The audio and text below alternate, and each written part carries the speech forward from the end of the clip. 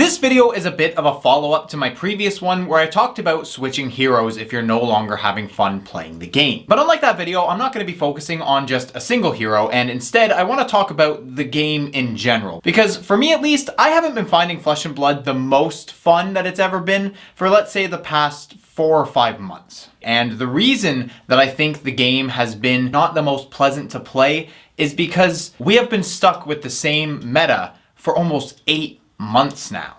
Uprising released at the end of June 2022, and it was the last time that we saw a genuine huge shakeup to the meta. And it was great. It was a new, fresh format. There was new heroes, new strategies. Everything felt pretty good. The only problem is the next set that came out, Dynasty, didn't really change anything at all. And so we continued with a very similar meta, not really changing a whole lot for the next several months. And after a while, facing the same decks and the same strategies over and over and over, well, it gets a little unfun.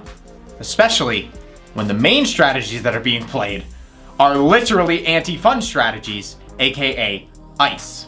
Now, setting aside my personal disdain for Ice, the real culprit is the fact that the meta was just stale. We had Oldhim, Iyslander, and Lexi shutting everybody down with Ice. We had Fi, Briar, and Dash aggroing everybody to death. And then we had every other hero that's kind of in the middle trying to break through this extreme polar opposite type of meta. But thankfully, things are finally going to change with Outsiders. Now, sure, we're getting more ninja cards, so we're gonna have go wide aggro, and we are getting more control cards with all these tokens and all these detrimental effects that are coming out with everything, but it's at least something different than Phoenix Flames and Frostbites. It's just going to be so much more interesting to be facing new strategies and new cards that you don't already have pinned down. And even though you are going to be controlled by certain decks and you're gonna have other decks going super wide, it's going to be different than it was up until now. Because if you think about it, we're getting heroes like Riptide, who's going to be a slower, dirtily deck. He's going to be using defense reactions, giving you these detrimental effects, and slowing you down to a grinding halt in order to make the gameplay at his pace, which is what Ice heroes do, but it's doing it differently.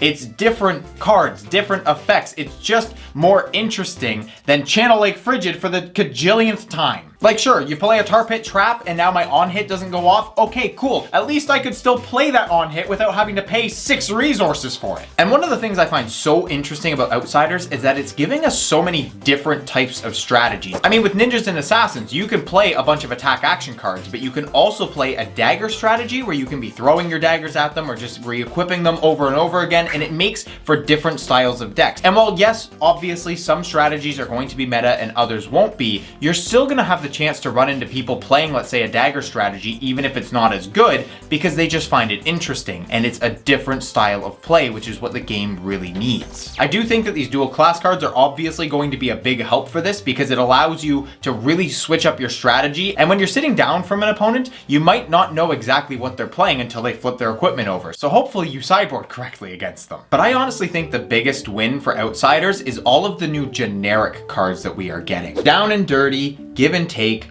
Gore Belching, Burdens of the Past, Premeditate, Humble, Looking for a Scrap, Wreak Havoc, which is the poor man's Command and Conquer, Cut Down to Size. There's just so many cards that are coming in this set that any hero can use, and every single one of them is probably gonna pick and choose a couple different ones. See, one of the issues with sets since about Monarch is that we haven't really been getting that many good generic cards. We're getting a few here and there, but Outsiders has a lot more than any of the past several sets, and I am very excited to see how this shakes up the game. Although seeing as most of these are 2-cost 6 attacks, I don't think I'm going to be playing Dromai anytime soon. Now, I don't want this video to come across as any sort of doom and gloom, I don't like Fab, or it's an awful game, or anything like that. I think that stale metas and a game being kind of unfun for periods of time is the natural course of things. Sometimes the meta just isn't going to be one that you enjoy, or it's going to be stale for too long, or there's going to be a deck that is the absolute best and it stays at its peak for way too long and people just become uninterested. I think these are natural states of a game. However, even with understanding that, it doesn't exactly make it any better to deal with at the time. And so I am very, very glad that Outsiders looks to be an interesting, unique, and dynamic set that is going to alter the way that Flesh and Blood is played probably forever. I mean, this is the first instance of dual class cards. We are getting new interesting card designs like quivers and actually playable traps, and so we are going to see the game forever be changed with this set, and I for one am very, very excited and very ready for this current meta to be behind us. If you liked this video and want to help support me, consider either becoming a channel member or checking out my Patreon. There are different levels of bonuses like early access to videos, signed cards, and even custom hero cards. And to those who are already supporting me, you have my deepest and most honest appreciation. It's because of all of you that I can continue to put in the work to bring the best content I possibly can to the Chadliest community in the TCG space. Thank you, my friends.